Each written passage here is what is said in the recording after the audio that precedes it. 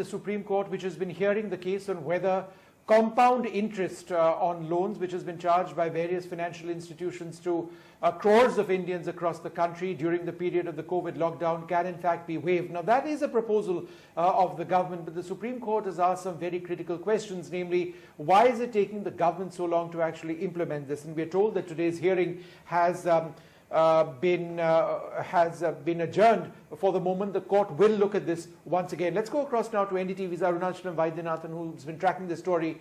Vaidya, what were some of the key points that the court mentioned today? See, Centre has already decided to offer the waiver of the compound interest on loans up to 2 crore rupees for individual borrowers and other 8 categories. The only thing Supreme Court today wanted to know is when it would be implemented, because orders will have to come. The Centre, as well as RBI in its affidavit, they said that the outer limit is November 15th. But court questioned, saying that why you take so much time, more than a month? Common man is very much worried. It's not in the interest of the common man. And the court said, we are not agreeing with this 1 month delay. And in a lighter vein, Justice Yama Shah, who is part of the bench, said that common man's Diwali is in government's hands. He's saying that, and court has also adjourned the case to November 2nd, and saying that by that time, we hope that the orders would be coming out. Centre said that it has formalities to complete because banks will have to first calculate and waive off. After that, the banks will take reimbursement from the government.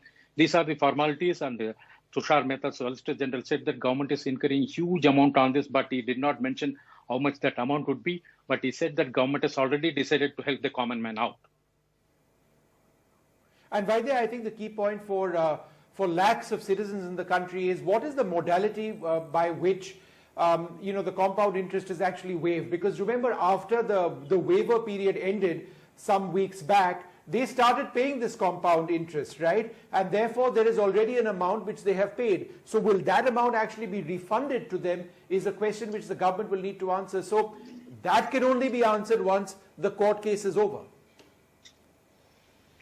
You see, all these details will have to be worked by the banks. The banks, represented by Mr. Harish Salve, said that since government has taken a decision, bank will abide by it. Only thing is, it's some formalities in the sense, some decisions, some formalities, in the sense orders to be passed, the amount to be worked out. All these things are being worked out by the bank as well as by the central government. That's why he said it takes time till November 15. The question you put to, what happened to the people who have already paid compound interest?